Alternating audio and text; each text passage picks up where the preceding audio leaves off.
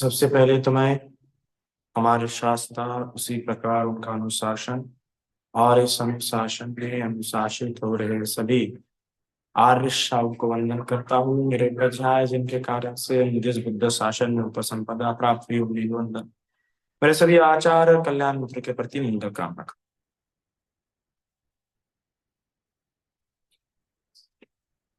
हम सभी ने मैत्री के बारे में बहुत कुछ पढ़ा है,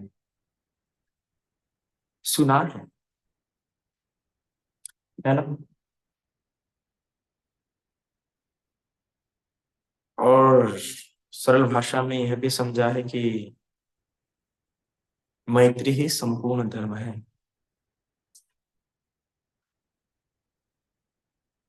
पर बराबर अगर आपको समझना है कि किस प्रकार मैत्री संपूर्ण धर्म है, तो करणीय मित्र सूत्र को समझिए, उसको पढ़िए। करणीय मित्र सूत्र के में क्रमिक रूप से बताया गया कि किस प्रकार से यह जो मैत्री है, यह आपको धर्म में स्थापित करती है, कैसे इससे आप निर्वाण प्राप्त कर सकते हैं। इसलिए कई सारे राष्ट्रों में जो मैत्री है वो आशीर्वाद के रूप में गाथा बोली जाती है, जिससे कि हम कहते हैं ना, अभिवादन शीलसन इच्छन वड्डा पचाई नो चत्तारो धम्मा वर्धन्ते आयुवं सुखं पदम्। तो आशीर्वाद देते हुए हम इस प्रकार कहते हैं, भिन्न भिन्न गाथाएं कहते हैं। पर बौद्ध राष्ट्र में करणीय मेत्त सूत्र एक आशीर्वाद गाथा के रूप में भी बोला जाता है। और हम सभी जानते हैं करणीय मेत्त सूत्र की पार्श्वभूमि क्या रही है, किस प्रकार भिक्षुओं को बड़ी सहायता हुई है करणीय मेत्त सूत्र से। तो उसी सूत्र में सबसे जो आखिरी पंक्ति है, सभी पंक्ति बड़ी सुंदर है करणीय मित्र की, तो मुझे बड़ी पसंद है। मुझे तो पहला वर्ड ही बड़ा अच्छा लगता है, करणीय मत कुशलेन। आहा, बड़ा उत्तम शब्द है। इस पे मैंने कुछ दिनों पहले एक जगह पे प्रवचन दिया था। बड़ा अद्भुत शब्द है। इसी एक शब्द से ही तो मुझे लगता है कि आपके वैर दूर हो सकते हैं, अगर आप ये याद दिलाते रहे, सिर्फ एक शब्द बोलते रहे, करणीय मत कुशलेन। तो हर पंक्ति बड़ी सुंदर है। जब भी इससे प्रवचन देता हूँ तो हमेशा नई सारी बातें मुझे खुद को पता लगती है। पहले ही मैंने इस पे एक प्रवचन दे दिया है, तो उसमें से सबसे जो आखिरी पंक्ति है इसकी, तिष्ठञ्च अनुपगम्य शीलवादस्सनेन संपन्नो कामेषु विनयंगेधं नहीं जातु गब्बसेयं पुनरिति। ऐसा व्यक्ति किसी मिथ्या दृष्टि में न पड़ शीलवान होता है, विशुद्ध दर्शन के साथ मुक्त होता है, काम तृष्णा का नाश कर पुनर्जन्म से मुक्त हो जाता है।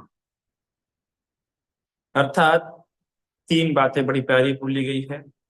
मिथ्या दृष्टि नष्ट हो जाती है, विशुद्ध दर्शन होता है, और काम तृष्णा का नाश होता है मैत्री भावना से।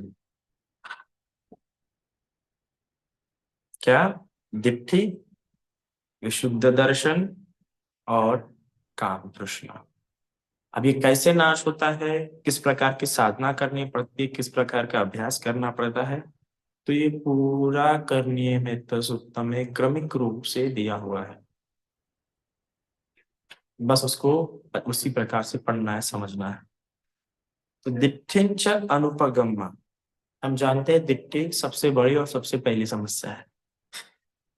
सबसे बड़ी और सबसे पहली, जितनी प्रज्ञा मजबूत होती है उतनी दिट्ठी मजबूत होते जाती है।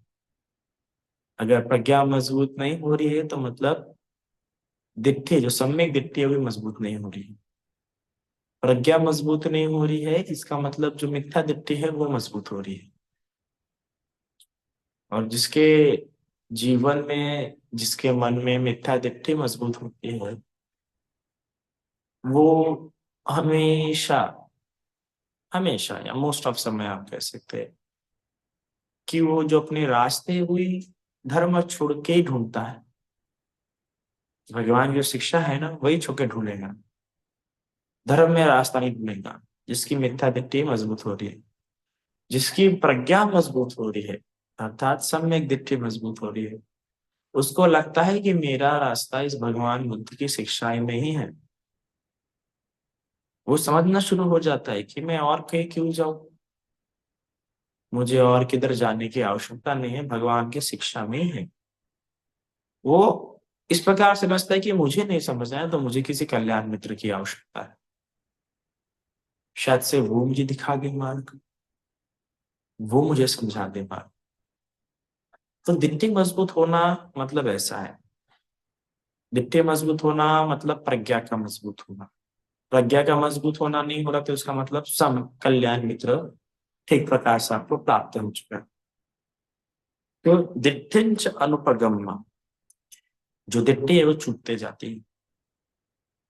तो हम तो प्रवचन सुनते हैं, फिर भी हमारी दिट्ठी सम्यक नहीं हो पाती है, मिथ्या दृष्टि ढीली नहीं हो पाती है।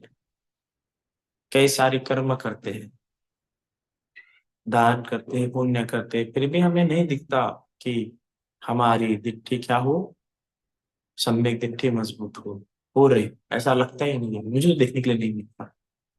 क्योंकि हम देखते कि मुसीबत आने पे हम कई सारे भिन्न भिन्न सहारे देखते हैं। आज भी हमें लगता है कि आर्थिक का प्रथमता है की जगह पे हम त्याग नहीं कर पाते हैं।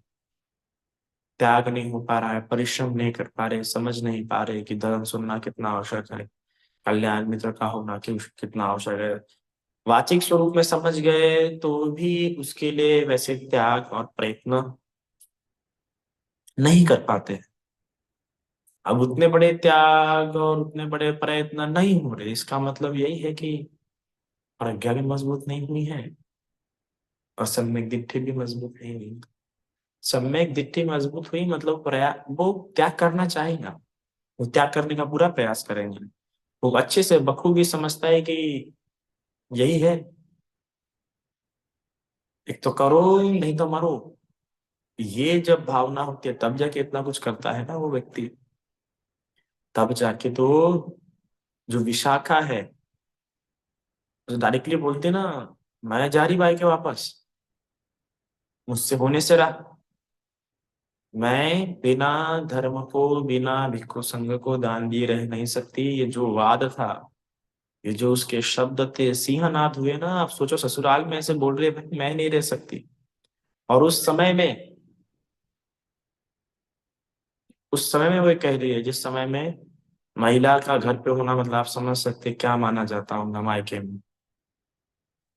उस समय वो कह रही है कि मुझसे तो होने से रहा। इतना साहस, ये करो या मरो वाली बात होगी ना उसके लिए। कोई जरूरत नहीं थी वहां पे वो बोलने की उसको। कुछ जरूरत थी क्या? ससुराल में सब चल ही रहा था उसका ठीक प्रकार से। कोई समस्या थी क्या? कोई समस्या नहीं थी उसे ससुराल में, इतना धनवान ससुराल था उसका। तुझे खुद के पास ही पैसा होगा, मायके से अच्छा पैसा लेके आई होंगी, तो क्या ही जरूरत थी वहां पे ये सब बोलने की। संसार चल ही रहा था। पर फिर भी देख, साफ साफ बोल दी कि नहीं, जो है तो धर्म है, नहीं तो कुछ भी नहीं चाहिए। चाहिए तो धर्म के कारण से चाहिए, धर्म साथ रहते हुए चाहिए। अगर धर्म साथ रहते हुए नहीं मिल रहा तो फिर नहीं चाहिए। ये इस प्रकार का सीखना था। किसका? विशाखा का। क्योंकि प्रज्ञा भी तीक्ष्ण थी और सम्यक दृष्टि में प्रतिष्ठित थी। 7 साल, जो 7 साल की उम्र में सोतापति हो गई, वो सोचिए कितना दृष्टि में मजबूत होंगी। तो दृष्टि में इस प्रकार से मजबूत होता है। पर इतना कुछ करके भी हम दृष्टि में मजबूत नहीं हो रहे, कम से कम मैत्री कर लो, मैत्री का अभ्यास कर लो। समस्या आज ये हो रही है कि व्यक्ति मैत्री का अभ्यास सिर्फ साधना तक सीमित रख रहा है, या साधना में जो अभ्यास कर रहा है मुझे लगता है कि वही मैत्री साधना। मैत्री मतलब साधना है और साधना मतलब बस बैठ के उसी समय करनी चाहिए, नहीं। आपके निर्णयों में दिखती है मैत्री।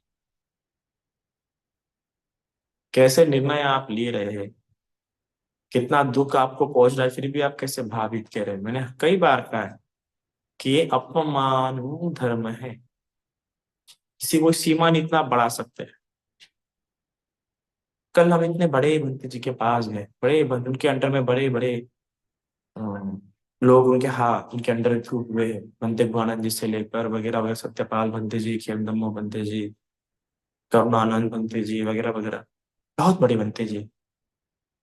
और आज से 5 से 6 साल पहले गया था, तब बंते जी का मौन शुरू था, तो कुछ बोल नहीं रहे थे। बड़ा दुख हुआ था उस समय में कि उनका नाम बड़ा सुना था कि उनके प्रवचन बहुत सुंदर होते, बहुत अद्भुत होते हैं, पर तब सुनने के लिए नहीं मिला। बड़ा दुख हुआ था, बड़ी कसक सी हो गई थी पिछली बार 5 साल पहले। पर जब कल गया और बड़ा सुंदर समय दिया, बड़ा लंबा समय दिया, तो जैसे बड़ा ऐसा लग रहा था कोई अमृत वर्षा बरस रही है, कोई शीतल वर्षा बरस रही है, बड़ा आनंद आता। आश्चर्य तब हुआ कितने बड़े विश्व 68 ज्यादा वर्षावास, वो दुर्लभ है ऐसा इंडिया में मिलना। तो 68 वर्षावास, और हम जब जा रहे थे तो बाहर खड़े थे, जब तक हमारी कार नहीं गई तब तक वो हमारे कार के बाजू में खड़े थे। मैत्री देखिए, हम छोटे 2 वर्षावास भी नहीं, और उसके बाद शायद से याद होंगे ना, होगा नहीं, मेरी 5 6 साल पुरानी बात है, था बहुत छोटा था, दिखने में बहुत अलग था, अभी दिखने में अलग हो। तो तब, अभी तो मतलब पहली बार मिले इसके मतलब भी, पर फिर भी देखिए स्नेह, मैत्री बहुत देखी कि वहीं पे जब तक हम गए तब तक खड़े रहे बाहर। तो ये होती है मैत्री, जो दिखती है जबान से बोल के। जो मैत्री होती है वो क्या, जब त्याग की बात आती है, जब धैर्य की बात आती है, जब समर्पण की बात आती है, आपके वर्तन की बात आती है, तब पता लगता है कि सही में व्यक्ति में कितनी मैत्री है। तो मैत्री का ठीक प्रकार से अभ्यास होना चाहिए। लोग मुक्त इसलिए नहीं हो रहे, लोग दुखों में अभी भी इसलिए इतना गिरे, दुखों से बाहर नहीं निकल रहे, क्योंकि मैत्री का अभ्यास ठीक प्रकार से नहीं हुआ। मैत्री का अभ्यास ठीक प्रकार से हो तो सब कुछ छूट जाए। पर हम लोग जो खुद तो मधुर भाषी होंगे नहीं, पर दूसरों से मधुरता अपेक्षा करते हैं। किसी ने कुछ बोल दिया तो बात तो ये लोग याद रखते हैं। याद रखना अलग बात है, पर कटुता के साथ याद रखते हैं। कैसे मैत्री का ठीक प्रकार से अभ्यास कर पाएंगे। तो मैत्री का अभ्यास अगर ठीक प्रकार से हो रहा है, तो जो दिखती है वो सम्यक होती जाएंगी, वरना मिथ्या दिखती है मजबूत। इसलिए तो कई बार देखते ना, समय के हिसाब से परिवार तो मजबूत हो जाता है, दोस्त तो मजबूत हो जाते हैं, पर दिखती कहीं पीछे छूट जाती है। अक्सर मैंने देखा है प्रेम प्रसंगों में, है ना, रिश्तों में बलिदान हमेशा सम्यक दिखती का करते हैं लोग, और संसार को जिताते हैं। जहाँ संसार जीतता है, याद रखिएगा, वहां सम्यक दिखती हारती है। संसार को जीतने नहीं देना है, हम सम्यक दिखती को जीतने देना है। हम भयभीत लोग हमें संसार जीतने देते हैं कि नहीं ऐसा हो गया वैसा हो गया। जहां सम्यक दिट्ठी जीतती है, वहां पे आज आपको भले ही लगे कि आप बुरा हो रहा, ये छूट जाएगा वो छूट जाएगा, पर नहीं, आगे जाके आपको पता लग ही जाएगा कि क्यों भगवान कहते हैं सम्यक दिट्ठी इतनी आवश्यक है। तो आपको जितना सम्यक दिट्ठी को है तो कैसे जिताना है, वो करनी है मित्रता का अच्छे प्रकार से अभ्यास करो, उसे अच्छे प्रकार से पढ़ो, तो समझ जाएगा सम्यक दिट्ठी कैसे जीतती है। तो सम्यक दिट्ठी बलवान होती है, मिथ्या दिट्ठी छूट जाती है। शीलवा दस्सनेन संपन्नो, मैत्रीवान शील में ही बड़ा मजबूत होता है। शील उसके मजबूत नहीं है तो मैत्री में कैसे मजबूत हो सकता, नहीं हो सकता। जिसका इमोशनल इंटेलिजेंस काफी अच्छा है, उसके तो शील मजबूत होते ही है। वो शीलों को बड़ा अलग तरीके से देखता है। इस प्रकार आप समझते ना, मैंने जो देखा है ज्यादातर लोगों के लिए काफी मैकेनिकली होके वो लोग शील फॉलो करते हैं। पर जिसकी मैत्री मजबूत हो गई उसे उस शीलों की आवश्यकता ही नहीं पड़ती है। बिल्कुल नहीं। तो जो मैत्रीवान होगा उसके शील मजबूत हो जाएंगे। पर यहाँ पे ध्यान रखिएगा, मैत्री की साधना से पहले उसकी दिट्ठी ऊजू होती है, बाद में शील मजबूत होते हैं। जो शीलों के रास्ते जाता है पहले शील मजबूत होते जाते हैं, फिर दिट्ठी उसके साथ मजबूत होते जाते हैं। तो मैत्री की साधना बड़ी अनूठी होती है, बड़ी अद्भुत होती है, बड़े भिन्न तरीके से चलाती है। कई बार मैत्री वाला व्यक्ति समझ में भी नहीं आता आसानी से, है ना। जो अच्छा खुद मैत्री में पका होगा, जो स्पर्श की भाषा को समझता होगा, जो नया जो आंखों की भाषा को समझता, जो स्नेह को समझ पाता होगा, वो समझ सकता है मैत्री। वरना ये संसार में जीवन पर कुटिलता की है, ढोंग किया है, ठगाया है, झूठ बोला है। इसके लिए जो सामने वाला व्यक्ति मैत्री कर रहा है वो तो शटपना हो जाएगा, उसे लगेगा बड़ा चालाक इंसान है। तो किसी और की मैत्री समझना है तो आपकी खुद की दिट्ठी भी वैसी होनी चाहिए। जिसकी दिट्ठी गलत है वो सामने वाले को गलत ही समझेगा। इसलिए मैत्रीवान व्यक्ति भी सबसे इसलिए मैत्री कर पाता है क्योंकि वो संसार को ऐसा देखता है।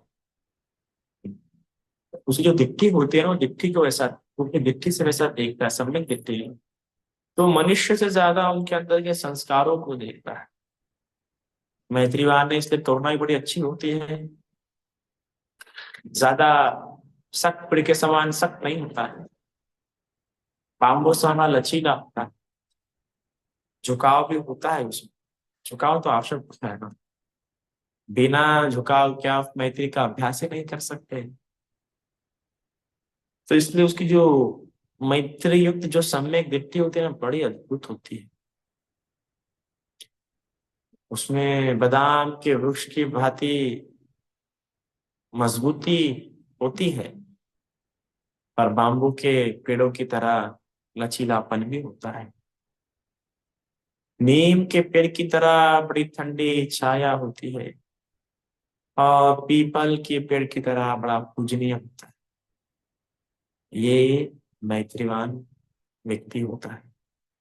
ये मैत्रीवान व्यक्ति की दिट्ठी ऐसी होती है कि उसके संपर्क में जो भी व्यक्ति आएगा, उसके संपर्क में जो भी व्यक्ति रहेगा, उसका जीवन में उन्नति होती है, अवनति नहीं होती है। क्योंकि धर्म को अच्छे प्रकार समझना शुरू हो जाता है ना उसके जीवन में, धर्म को अच्छे प्रकार समझ रहा होता है, तो इसलिए फिर हो नहीं पाता उससे कुछ गलत, है ना। सुई जानो, अच्छी प्रकार से जब जाना जाता है तो पराभव नहीं होता है। पराभव कहाँ पे होता है? जब बातों को गलत तरीके से समझना शुरू करते हैं, misunderstanding, either it is in relations और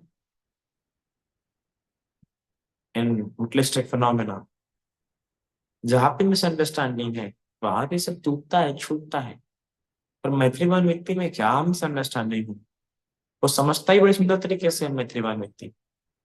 मैत्रीवान व्यक्ति की समझ साधारण व्यक्ति से काफी भिन्न होती है।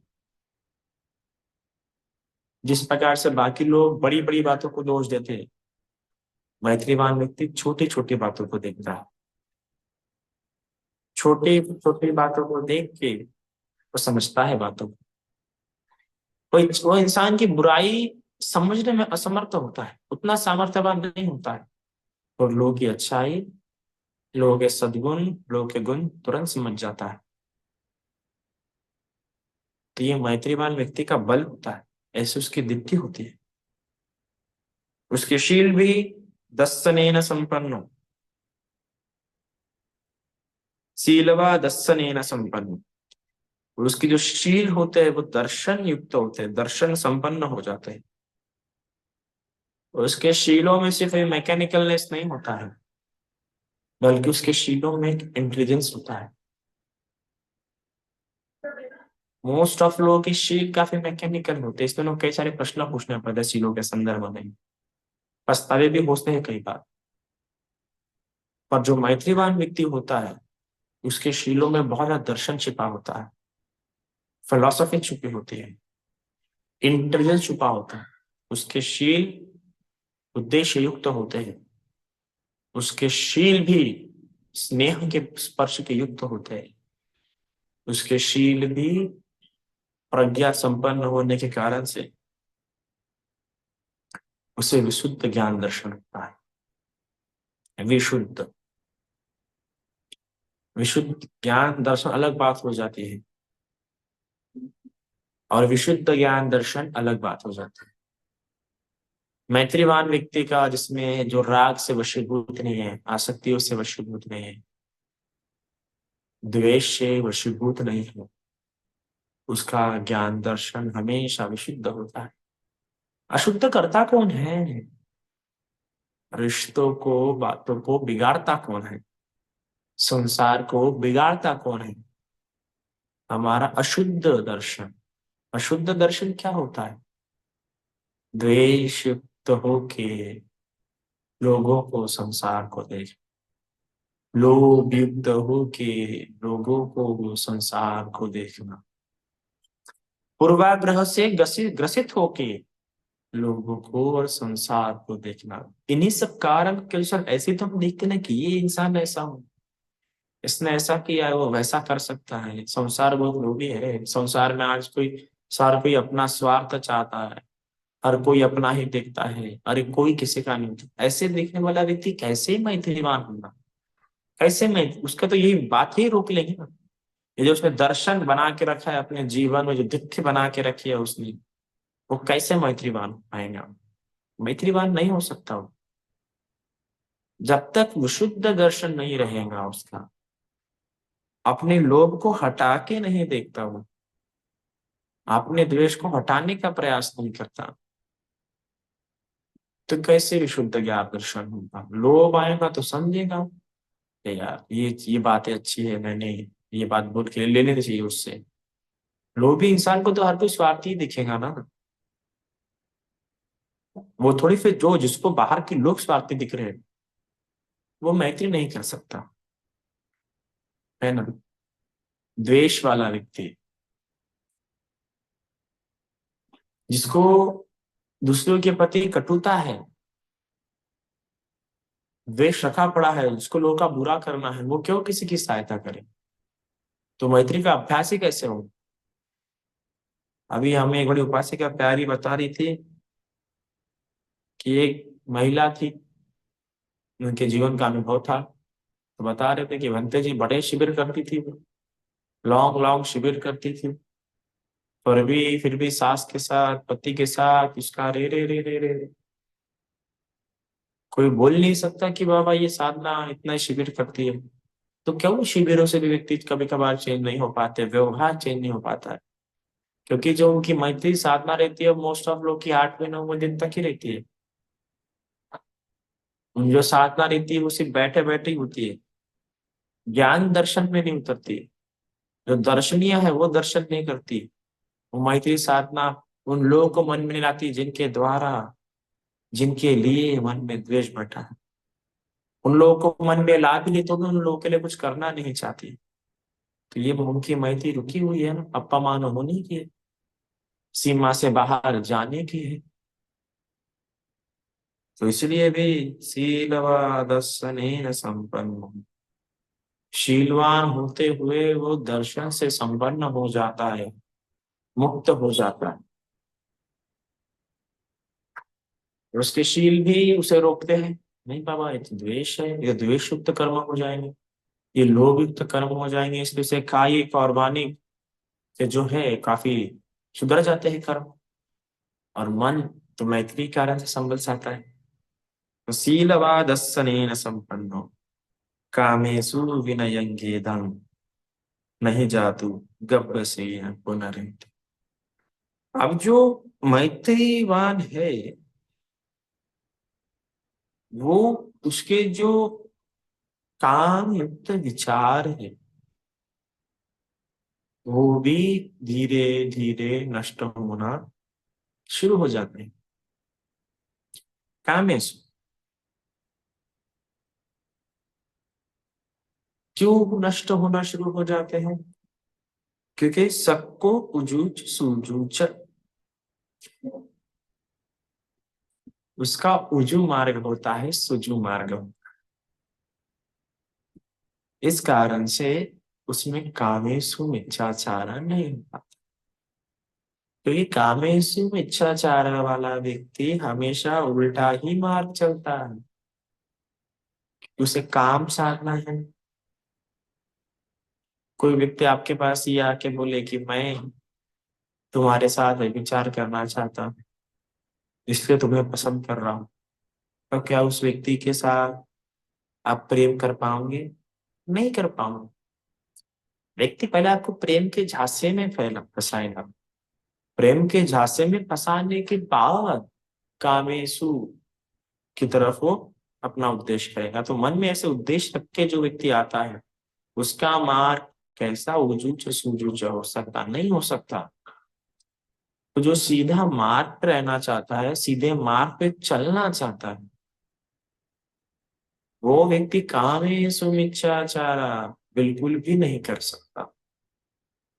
वो अपने इंद्रियों को थोड़ा संयत रखने का प्रयास करता है, पारदर्शी जीवन रखना चाहता है। कामेषु मिथ्याचार वाला व्यक्ति कभी मोस्ट ऑफ टाइम अपना जीवन पारदर्शी नहीं रखता, अपारदर्शी नहीं रखता है, छिपा करता है कई सारी बात। और जिसके जीवन में पारदर्शिता नहीं है वो कैसे ऊजूच सूजूच हो सकता है? नहीं हो सकता है। ये तो पारदर्शिता होती है जो आपको सीधे रास्ते पे चलाती है, जो आपको सीधा रखती है। जब व्यक्ति छिपाना शुरू करता है तब व्यक्ति बनना बिगड़ना शुरू करता है। छिपाना बड़ी गलत बात है। इसलिए भिक्षु संघ में भी जब कोई गलती होती है तो पातिमुख के समय में वो बता दी जाती है। ये जब छिपाना शुरू करता है तब ढोंग आना शुरू हो जाता है जीवन में। इसलिए छिपाना ज्यादा नहीं होना चाहिए। तो ऐसा जीवन जो कि छुपाना ना पड़े। तो जो व्यक्ति कामेषु मिथ्याचारा में लिप्त होगा उसे छिपाना पड़ता है क्योंकि वो डरता है, झूठे दिखावे दिखाना शुरू कर देता है। तो जो व्यक्ति